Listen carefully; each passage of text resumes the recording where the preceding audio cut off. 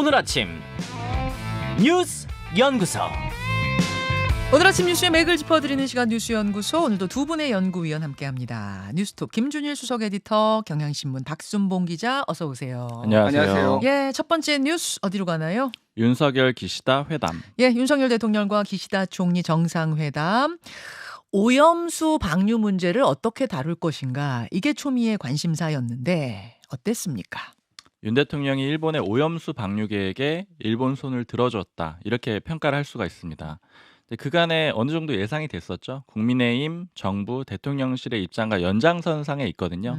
그래서 이제 예상했던 대로 내용이 나왔습니다. 예. 윤 대통령이 기시다 총리 만나서 한 얘기 요약해 보면은요. 일단 첫 번째는 국민의 건강과 안전이 최우선적인 고려 요소다, 이 예. 얘기를 했고요. 두 번째로 IAEA 발표 내용을 존중한다, 이렇게 얘기를 했습니다. 그리고 요구사항 3가지를 전달했거든요. 첫 번째는 모니터링 정보를 실시간으로 공유해달라. 그리고 두 번째는 방류 점검 과정에 한국 전문가 참여시켜달라. 요게 중요해요. 네. 방류 과정에 우리 전문가가 참여하게 해달라. 이 얘기는 그럼 한 명이 좀 상주하면서 방류를 좀 보게 해달라, 이런 건가요? 맞습니다. 예. 그리고 세 번째로는 만약에 방류하다가 기준치 초과하면은 즉각 방류 중단하라. 이렇게 3가지를 요구를 했고요. 네. 이 요구사항을 보더라도 일단 방류 자체는 인정하는 내용으로 볼 수가 있죠. 그렇죠. 그러니까 하다가 잘 안 되면은 중단해라, 이런 내용으로 볼 수가 있습니다. 기시다 총리도 답변을 했는데 요약을 해보면은 모니터링 정보는 이제 높은 투명성 갖고 빠르게 공표를 하겠다. 실시간 공유하겠다. 그렇죠. 예. 실시간 공유에 대한 답변이고요.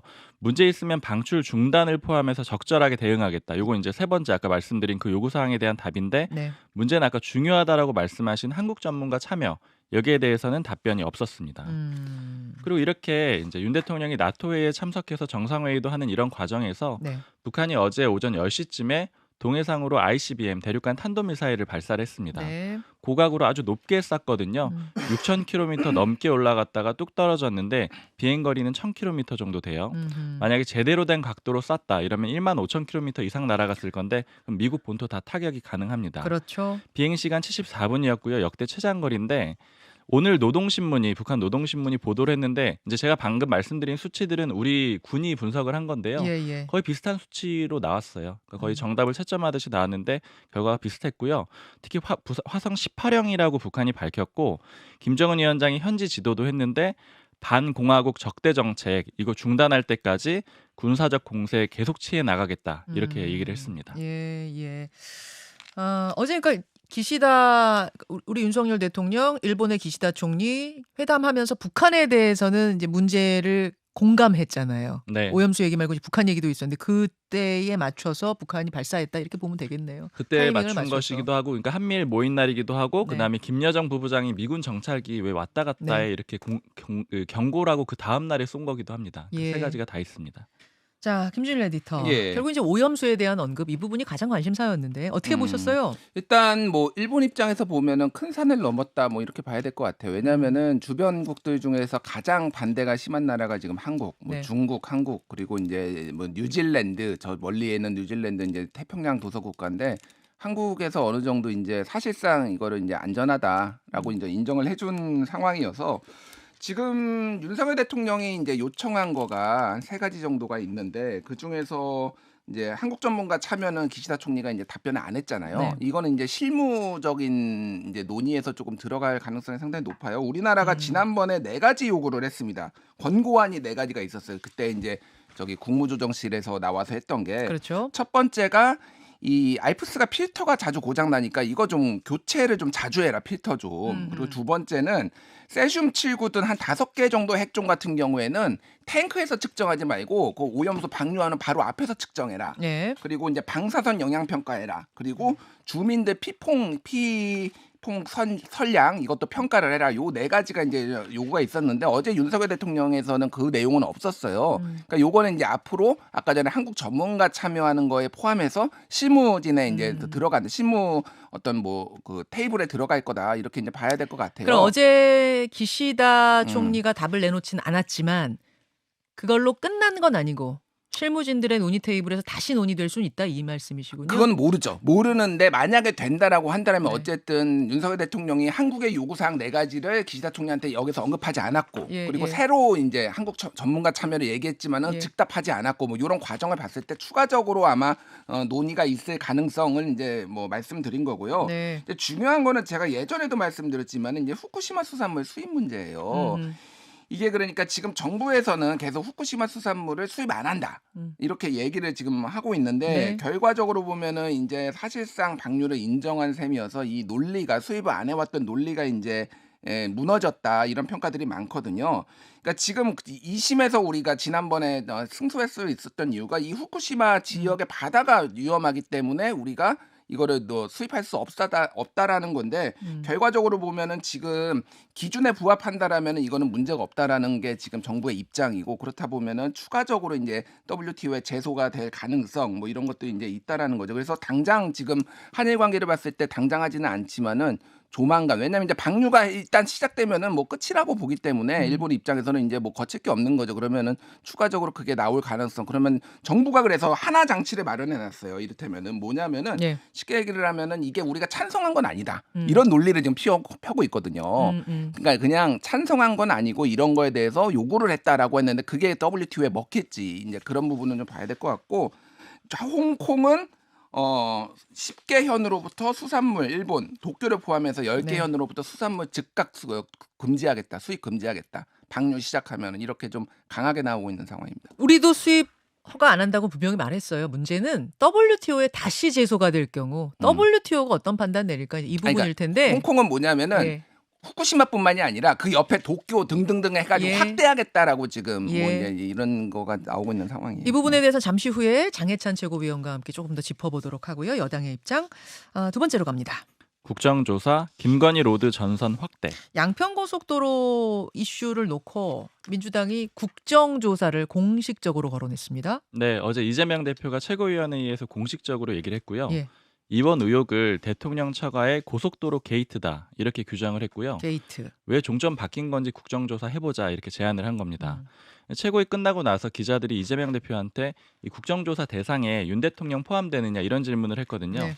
그랬더니 이재명 대표가 누구를 미리 특정해 놓을 필요는 없다 이렇게 답을 했는데 이 얘기는 윤석열 대통령 포함될 수도 있다라는 그런 가능성을 열어둔 답변이죠. 그러네요. 국민의힘은 국정조사 못 받겠다라는 입장이고요. 이거 정쟁으로 확대하자는 거 아니냐 이렇게 윤재욱 원내대표가 반대 입장을 내놨습니다. 그리고 원희룡 장관이 지금 폴란드 출장 가 있거든요. 네. 윤 대통령 이제 순방에 같이 수행을 하는데 미리 찍어놓은 유튜브 영상을 원희룡 TV에다가 어제 올렸어요. 그 대선 때 대장동 일타 강사 컨셉으로 네. 분필 잡고 막 이렇게 했던 거. 녹색 칠판에다가 흰색 분필 들고 설명하는 네. 그 컨셉 그대로 했고요. 그렇죠. 민주당 주장 반박하는 내용이 이제 대부분이고 그리고 예전에 이제 말씀하신 딱 일타 강사 그때 모습 재현을 한 겁니다. 예. 제목이 정치 모략으로 국민과 나라의 미래를 희생시키는 것은 과연 누구입니까? 이렇게 달았고요. 분량이 25분 38초인데 저 쭉 봤는데 네. 컷 편집이 굉장히 많이 돼 있어요. 그러니까 내용이 되게 압축적이고요. 막 그래픽도 들어가 있습니다. 그러니까 내용 요약하면은 어차피 아무리 설명해도 민주당 안 받아들일 거고 이렇게 추진하든 저렇게 추진하든 김건희 여사 일가 의혹 제기할 거니까 백지화하는 게 맞다. 그리고 한 가지 시점을 좀 강조를 했는데 네. 작년 5월 13일에 장관 인사 발령이 났고 16일에 장관 취임식을 했고 19일에 용역사가 도로공사에 보고를 했는데 즉 취임하고 3일 만에 그 사이에 어떻게 보고서를 내가 바꿀 수 있겠느냐. 나는 개입할 수가 없었다. 이런 점도 강조를 했습니다. 제가 들어오기 전에 조회수 한번 체크해 보니까 36만 찍었더라고요. 네, 하루 만에. 저도 아침에 봤는데 35만이었는데 그새 1만이 또 늘었네요. 36만 찍었더라고요. 김준일 에디터. 예. 예. 대장동 일타 강사의 그 경력을 잘 살려가지고 네. 다시 한번 딱 책상 아니 그러니까 칠판. 죄송합니다. 칠판 앞에. 네, 칠판 앞에 섰어요. 서가지고 이렇게 했는데 저도 봤는데 대장동 때는 설득력이 좀 많이 있었는데 이번에는 저는 잘 납득이 안 되더라고요. 일단은 지금 단독 보도 뭐 언론 보도가 쏟아지고 있어서 몇 개 소개를 해드리겠습니다. 네. 이게 작년 7월에 이제 지방선거가 끝나고 작년 7월에 국토부가 이제 저기 양평군에 가가지고 이거 말고 3가지 좀 더 대안 내봐라 그래서 3가지를 이제 제시를 했잖아요. 네. 거기에서 뭐 더 어느 게 좋다라고 안 하고 올해 1월달에 2차 이제 그 관계기관 협의가 있었어요. 이때는 경기도에도 보내고 양평군에도 보냈습니다. 근데 이게 문제가 뭐냐면 어제 이제 경향신문 단독 기사인데 양평군에 보낸 거는 강상면, 그러니까 김건희 여사 땅에 있는 여기를 종점으로 해가지고 요거 하나만 보냈어요. 그래서 네. 요거에 대해서 어떻게 평가하느냐. 근데 경기도에 보낸 거는 양서군을 하나만 보냈어요. 양서면. 양서면을. 예, 그러니까 그러니까 어제 이게 원하는. 김동연 지사가 예, 예. 기자회견하면서 한 내용인 거죠? 네, 어제 김종현 지사가 한 건데 이게 왜 문제냐면은 두 개를 보내려면 둘 다 강상면으로 보내든지 경기도나 양평에 네, 아니면 네. 둘 다 양서면으로 보내든지. 네. 근데 이쪽에는 강상면으로 양평에는 보내놓고 경기도에는 양서면으로 보내놓은 거예요. 그러니까 경기도 얘기는 네. 김동연 지사 얘기는 우리한테 온 안에는 강상면 종점으로 바뀐 안이 없었다. 맞아요. 우리가 예. 뭐 묵인했다는 식으로 이야기하지 말아라. 어제 기자회견에서 얘기는 그거였죠. 그건데 제가 이제 더 확인을 해보니까 그런 거예요. 양쪽에 보낸 게 양평군하고 경기도에 보낸 것 자체가 다르다라는 거예요. 그리고 이게 왜 문제냐면은 국토부는 아예 노선이 확정이 안 됐다고 얘기했거든요. 예, 예. 그러면 그 대안들을 세 가지를 다 보내야죠.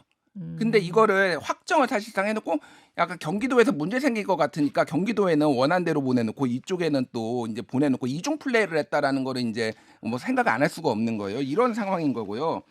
다만 이제 2018년도에 양평군의 2030 기본계획 여기에 이제 요게 담겼다. 강상면으로 가는 남양평 IC로 가는 게 담겼다라는 게 이제 내용이 나와가지고 네. 저도 이거 다운로드 받아가지고 확인해봤는데 이게 지도가 보면은 남양평 IC로 이어져 있더라고요. 강상면 쪽으로 이어져 있는 게 맞더라고요. 다만 이게 이제 300페이지에 달하는 2030년에는 어디가 뭐 어떻게 변할 것이냐, 뭐 이게 이를테면 교통량뿐만이 아니라 이를테면 인구, 뭐 산업 등등을 해서 300페이지 중에 이제 한 페이지 나오는 건데 구체적으로 뭐가 어디 강상면 이런 얘기 있는 게 아니라 그냥 지도를 쓱 그려놓은 거라서 이게 얼마나 이제 신빙성이 있느냐. 그러니까 좀 무성의하게 그려놨어요. 뭐 그런 부분들인데 어쨌든 국토부에서는 이거를 보고 했다라는 건데 그러면 근데 지금 설계 회사를 보고 또 우리가 바꿨다라는 거하고 또 부딪혀요. 그러면은 뭐 이게 이제 뭐 이런 문제들이 있고. 그러니까 이게 예. 말이죠. 뭐 좀 조각 지금 계속 나오고 있잖아요. 네. 국토부에서 말하는 것도 조각, 또 반론도 조각 나오다 보니까 국민들 입장에서는 좀 헷갈려요. 헷갈리죠. 예. 전체적으로 이런 큰 일이 바뀔 때는 뭔가 좀 오간 내용들이 다 있을 거고 문서가 있을 거고 뭔가 남아있지 않겠습니까? 그러면서 일목요연하게 좀 봤으면 좋겠다. 그래서 말로 조각 유리한 것들만 서로 내밀면서 논쟁하는 게 아니라 전체적인 걸 좀 쭉 다 문서로서 봤으면 좋겠다 이런 생각은 들더라고요. 예, 그리고 어제 또 이제 SBS가 그 용역업체가 이제 그 대안을 제시했다라고 그래가지고 그 대안 노선을 살펴봤는데 이거에 대해서 굉장히 부실하다라는 거예요. 평가 자체가 거의 없고 교통량이 이게 더 낫다라고 했는데 비교 자체가 안 돼 있다고 합니다. 그러니까 이거를 그럼 어떤 데이터를 가지고 나왔느냐라는 거고 YTN의 단독 보도인데 예. 정부가 발표한 거는 1999년 이후로 24건 중에 14건이 종점이나 시작점이 바뀌었다라는 거예요. 네. 근데 실제 다 들여다보니까 사실상 바뀐 게 아니다. 오히려 그리고 구간이 다 줄어들어 0.7km, 1km씩 줄어들었고 바뀐 게 아니라 바로 옆이거나 노선 자체는 거의 동일하다. 그러니까 이거를 바뀌었다고 볼 수 없다라는 게 이제 YTN 단독 보도라서 어찌됐든 전체적으로 보면은 이게 해명이 다 되고 깔끔하게 되는 게 아니라 의혹은 점점 터지고 있고 정쟁은 좀 심화되고 있고 이런 분위기로 가고 있습니다. 자, 박순봉 기자는 국민의힘 여당 분위기 좀 취재해 보셨다고요? 민주당하고 국민의힘 다 다 물어봤는데 보셨어요? 그러니까 국정조사 카드 이걸 일단 국민의힘에 왜 꺼내는 거 같냐 이렇게 물어봤더니 네.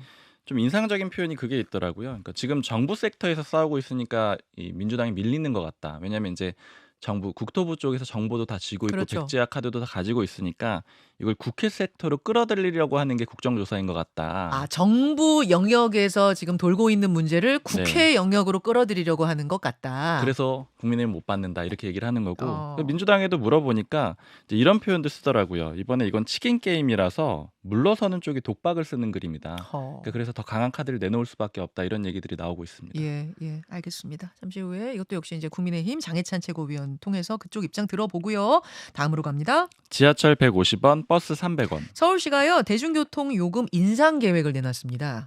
네, 이 기본 요금 기준으로 설명드리면은요. 먼저 지하철은 10월 7일 한 3달 뒤부터 150원이 오르고요. 네. 내년 하반기에 또 150원이 올라요. 그래서 지금 교통카드 기준으로 기본 요금이 1,250원인데 네. 10월 달에 1,400원, 내년 하반기에 1,550원 되는 거고요. 대신에 이제 멀리 가면 돈 더 나오잖아요. 그쵸. 이 추가 요금은 동결입니다. 그리고 시내버스는 8월 12일부터 300원이 오르는데 지금 1,200원이거든요. 네. 1,500원 되는 거고 마을버스는 900원에서 1,200원 되고요. 심야버스는 350원 오르는데 2,500원 되는 거고 광역버스는 700원 올려서 3,000원이 됩니다. 아이고, 택시 요금은 일찌감치 많이 올랐고 네. 어디 내린다는 소식은 없어요. 아무리 그 기다려도 그런 소식은 없고. 참. 근데 서울시 분석은 뭐냐면 짧게 말씀드리면은 한 명 태울 때마다 700원씩 적자라는 거예요. 그러니까 지금 1,200원 받는데 원래는 1,900원 받아야 되는 건데 그래서 1,200원에서 그나마. 1,500원 올리는 거다. 뭐 이거라서 참 어떻게 뭐 불가피한 것 같아요. 알죠. 적자인 건 아는데 예, 예. 내는 시민들 입장에서는 그것도 만만치 않은 부담이어서 여기까지 수고하셨습니다. 감사합니다. 김현정의 뉴스쇼는 시청자 여러분의 참여를 기다립니다. 구독과 좋아요, 댓글 잊지 않으셨죠? 알림 설정을 해두시면 평일 아침 7시 20분 실시간 라이브도 참여하실 수 있습니다.